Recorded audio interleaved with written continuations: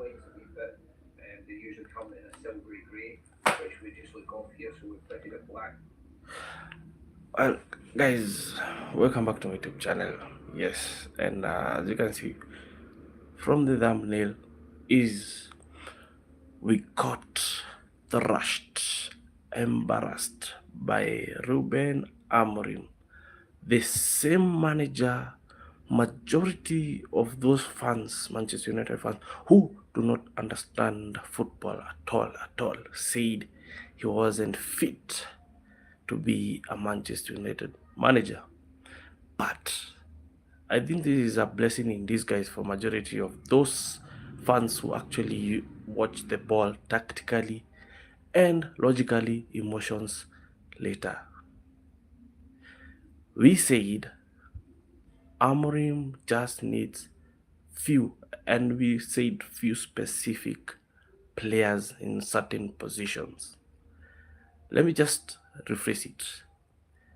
Are the same positions that actually led to us conceding so many goals yesterday are the same actual positions Ruben Amorim complained about, asked for.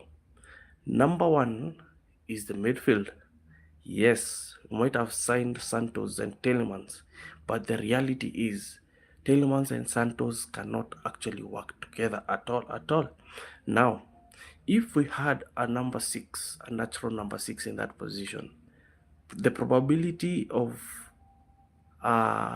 AC Milan actually overrunning our midfield would have been low because we have an athletic midfielder whom Amorim had requested for in January before he was sacked.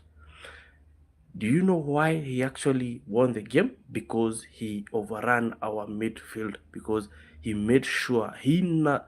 This is the you see this is the one the problem of actually playing against your ex. Your ex knows your weaknesses. So Amorim knew pretty much well. Manchester United has not invested in a natural number six, a Baleba type of player. So he knew if he's going, only way to win that game is actually overrunning the midfield because he knows Bruno in and out. He knows, okay, he has watched Telemans in one way or another. He knew, he watched the defense pattern. We have not changed anything. You see, the same players he left is the same players he was playing against. So he knows how they're going to set up. It doesn't matter if it is a 4-2-3-1 formation or whatever formation you're saying.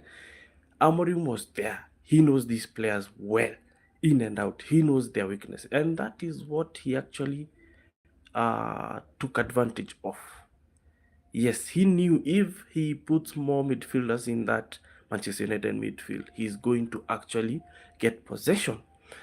And for to be realistic, go and watch that game again and you'll see we were losing possession every single minute we have the ball, from the first minute to the last minute. No, don't lie to yourself. Let nobody tell you that we actually dominated that game. No, if you look actually on the stats, the stats we are actually even looking at the thumbnail. The YouTube thumbnail is actually saying the truth.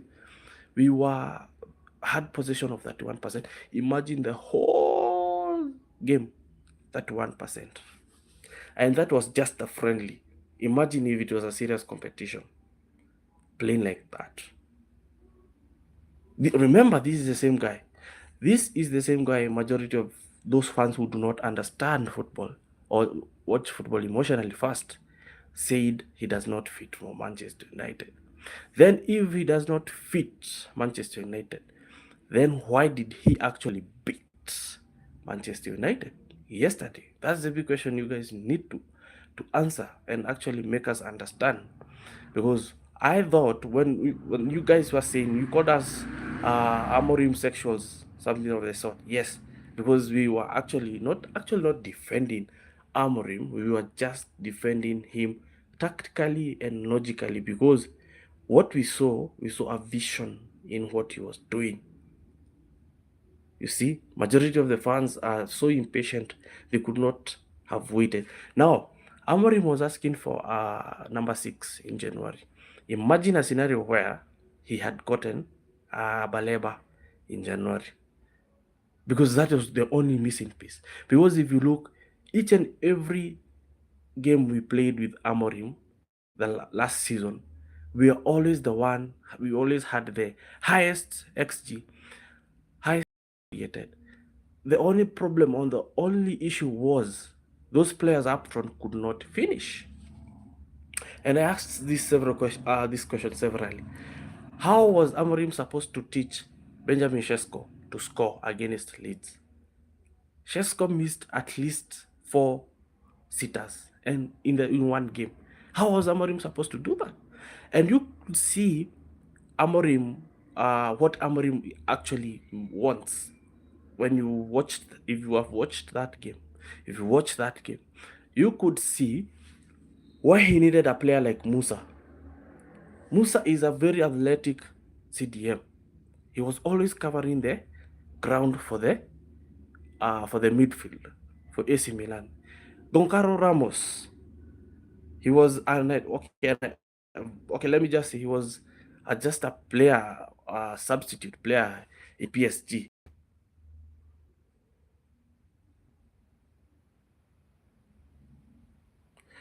Do you think Canadian people are bad because people at my school make fun of me for being Canadian?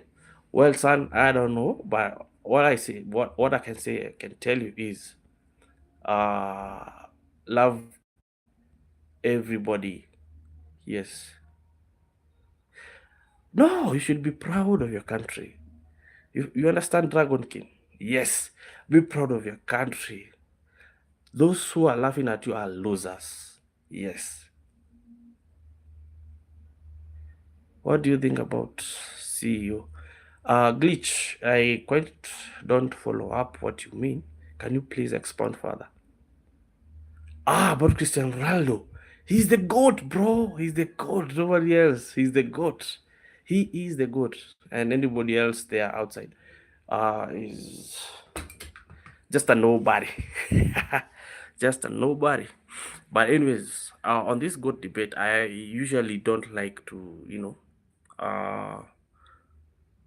be totally against Messi, because I'm a person who loves football and I love good football.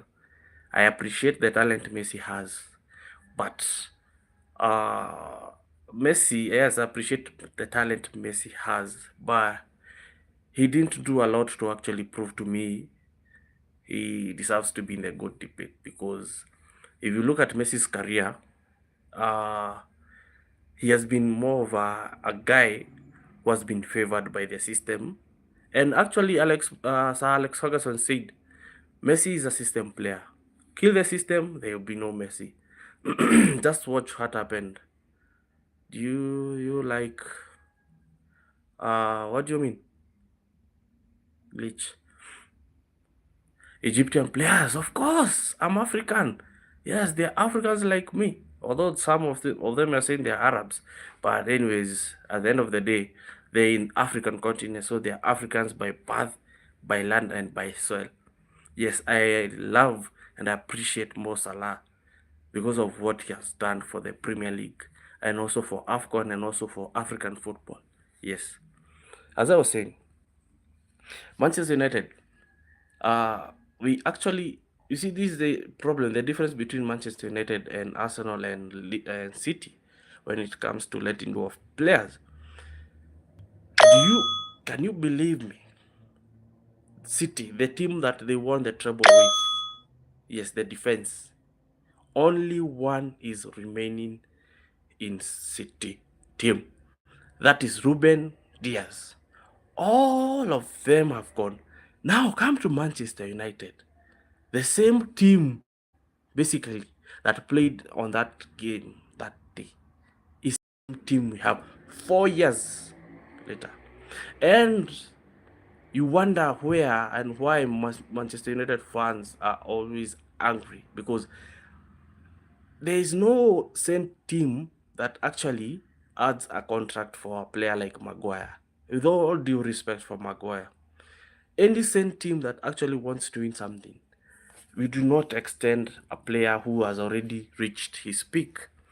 We are actually one Maguire injury away from going back to square one. The same way with Licha, with the same with Matthias J Light.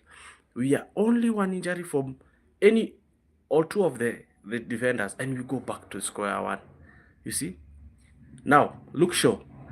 All those goals that have been scored have actually come from his side. Yes, to the Rashford fanboys and fangirls, your boy came back. What did he do? Nothing. Absolutely nothing. Actually, we actually considered when he came in 2 goals. I'm not saying he's at fault, but he did not do anything constructive. He missed a sitter. He missed to track back, whilst as Mbeumo was literally fighting to track back. Now, what do I think about it? About Marcus Rashford? I personally hate him.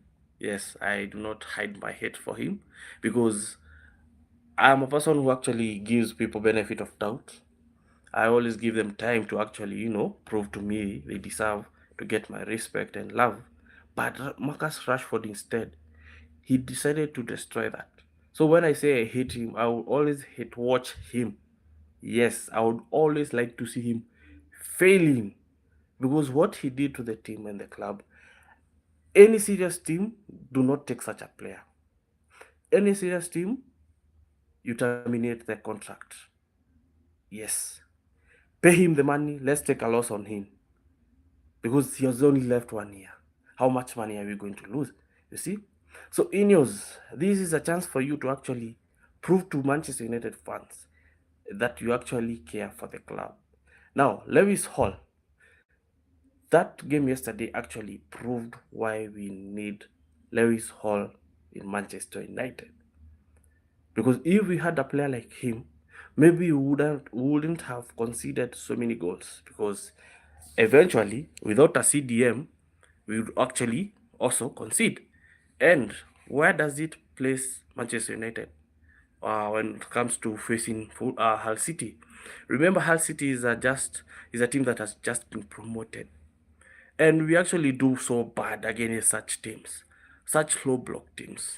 And one thing for sure is they will have a belief now they can beat Manchester United because they have now realized how do you beat Manchester United? Just stretch that uh, midfield, and you have a free will. I'm telling you, were it not for Senna Lamens, we would have conceded so many goals. So, what is my honest take about it? Did the Amorim versus Akarik debate end? Yes, it actually did. Amorim outclassed Carrick. Nobody can deny that. Yes. And actually, the players went after the game and before the game were literally saying hi to Amorim, hugging him, and Amorim was interacting with them. You feel me? You could feel it is just a certain group of players that were actually against Ruben Amorim because they could not do the simple tasks. Now, Ruben Amorim has just been in with AC Milan for just 2 months, and the players, you could see the system, the pressing system that he tried to instill in these Manchester United players for 14 months, but failed. So, anyways, tell me what you think, guys. Do you really feel Manchester United is actually heading in the right direction? Because at where we are at this juncture, I'm one worried fan. Because if Ineos do not back Carrick, I know you all know the cycle. Yes, those fans who were saying Carrick must come, okay, Amorim must go, will be the same fans saying Carrick must go. But the reality is, it is not.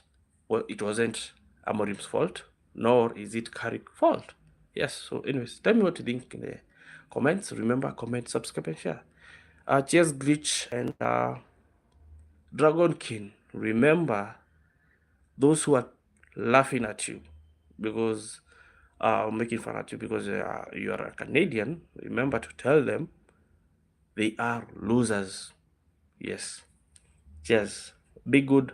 Be respectful to your parents, and also remember, always put God first.